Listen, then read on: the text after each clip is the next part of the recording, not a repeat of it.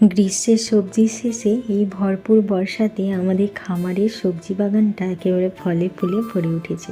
আমাদের বাড়ির পিছনে যে জমিটা রয়েছে ওখানে গ্রীষ্মকালে আর শীতকালে সবজি লাগানো হয় আর বর্ষাকালে ধান লাগানো হয়। তো গ্রীষ্মকালে সবজি লাগানো হয়েছিল, তারপর যেই বর্ষা শুরু হলো তখন সেই সবজিগুলো তুলে ফেলে দেওয়া হয়েছিল। তারপর ওখানে ধান রোপণ করা হয়েছে।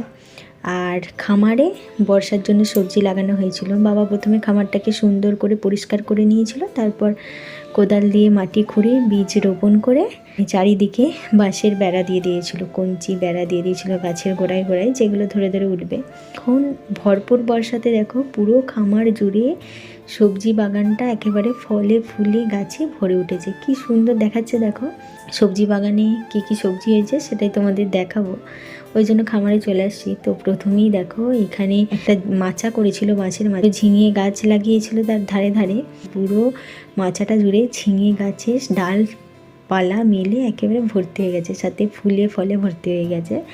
আর নিচেটাতে দেখো কত ছোট ছোট খেটে শাক হয়েছে। আর তার পাশেই রয়েছে একটা ডালপালা মেলে শাখা পোশাখা মিলে হয়েছে হোঁপা গাছ, যেটাতে প্রচুর পরিমাণে বছর হোঁপা হয়েছে। আর হোঁপাগুলো খুব বড় বড়ও হয়েছে। তো এই যে দেখো কত বড় বড় হোঁপা হয়েছে, তার সাথে আবার ছোট ছোট হোঁপাও ধরেছে, এগুলোও বড় হবে, সাথে ফুলও ধরেছে। তো এই দিকটাতে হোঁপা গাছ, তার সাথে ঝিঙে গাছ হয়েছে, তার পাশেই শশা গাছ লাগিয়েছে ছোট ছোট এখন। আর তার পাশে আরও একটা শশা গাছ রয়েছে। পুরো শশা গাছটা দেখো ফুলে ভর্তি হয়ে গেছে। আর ফুলগুলো কি সুন্দর দেখতে, ছোট ছোট ফুল হলুদ রঙের। এখানেও কঞ্চি দিয়ে দিয়েছে, তো কঞ্চি বেয়ে বেয়ে বেয়ে বেয়ে গাছটা কত দূর উঠেছে দেখো, সাথে শশাও হয়েছে। আর এত শেয়ালের উৎপাত, কিছু ফসল হতে শুরু করবে শেয়ালে এসে খেয়ে নেবো, এই জন্য এই শশাটাকে এখন পেপারের মধ্যে কুড়িয়ে রাখা হয়েছে যাতে করে শেয়ালের না নজর পড়ে। তার পাশেই দেখো রয়েছে বরবটি গাছ। তো বরবটি কলাইও হচ্ছে বেশ কিছুদিন ধরে, আমরা মানে 2-3 দিন খাওয়া হয়ে গিয়েছে। এই যে কত বড় বড় বরবটি কলাই ধরেছে। আর এইদিকে দেখো ছোট ছোট মাঝারি মাঝারি ঝিঙে ধরেছে, আবার কিছু বড় ঝিঙেও হয়েছিল, 2-3 দিন তুলে নিয়ে যাওয়া হয়েছে। আর তার পাশে নিচেতেই কুমড়ো গাছ লাগানো হয়েছে। তো দেখো কুমড়ো গাছটা একেবারে মানে লতিয়ে লতিয়ে পুরো মাচার তলাটা ভর্তি হয়ে গিয়েছে, ফুলও ধরেছে, জানি না কুমড়ো হবে কি না। তার পাশে হয়েছে ঢ্যাঁড়সের গাছ, গাছগুলো বেশ লম্বা হয়, এখন বেশ মাঝারি হয়েছে। আর এই জল পেয়ে না এত সুন্দর রূপ হয়েছে গাছগুলোতে, তার সাথে ফুলও ধরেছে আর ছোটো ছোটো ঢ্যাঁড়সও হয়েছে। আর এই ঢ্যাঁড়সগুলো আজকে এত ছোট আছে, কাল বিকালকে দেখবে অনেকটা বড় হয়ে যাবে।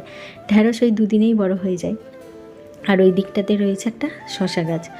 তো এই যে এই শশা গাছটাতে প্রচুর ফুল হয়েছে, তার সাথে শশাও হচ্ছে 2-3টে করে, কিন্তু গাছটা আবার মাঝে মধ্যে শুকিয়েও যাচ্ছে, ওই জন্য তলাতেও আবার বীজ লাগানো হয়েছে, শশা বীজ, ছোট ছোট গাছও বেরোচ্ছে। তো এই যে দেখো একটা ছোট শশাও হয়েছে।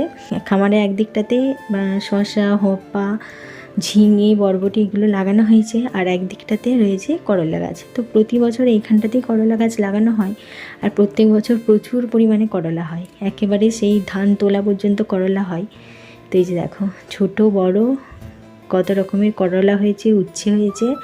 আর তার পাশে এখানটাতে শাক লাগানো হয়েছিল, কলমি শাক। আর তার পাশে এই যে দেখো বেগুন গাছ লাগানো হয়েছিল, গাছগুলো বেশ বড় হয়েছে, ফুলও ধরেছে, সাথে আবার একটা ছোট বেগুনও হয়েছে। তো এই যে এই আমাদের এই খামারটাতে এত ফুল ফলের গাছ হয়েছে। আর একটু দূরেই মানে আমাদের 3 ঘর মিলে গাছপালা লাগানো হয় ওই একটু করে জায়গাতে। তো সেখানে কিছুটা জায়গা জুড়ে আদা লাগানো হয়, প্রতি বছর এখানটাতে আদা লাগানো হয়।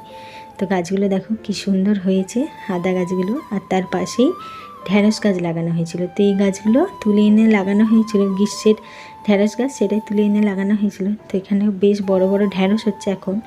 তার পাশেই একটা বড় মাচা করা হয়েছে, যেটাতে লাউ শাকে ভর্তি হয়ে গিয়েছে, সাথে একটা লাউও হয়েছিল, সেদিনকে লাউ চিংড়ি বানানো হয়েছিল। আর তার পাশে রয়েছে বেগুন গাছ। তো বেগুন গাছগুলোতে এই ফুল ধরেছে। আর আমাদের বাড়ির পেছনের দিকে লঙ্কা গাছ লাগানো হয়েছিল, তার সাথে লাগানো হয়েছে কচুর গাছ। তো এই কচুগুলো ওই আশ্বিন মাস করে উঠবে। তো দেখো কচু গাছগুলো কি সুন্দর হয়েছে। তো বর্ষাকালে এই সমস্ত সবজি হয়েছে আমাদের খামারে। তো চলো আজ আসি, দেখা হবে পরের ব্লগে।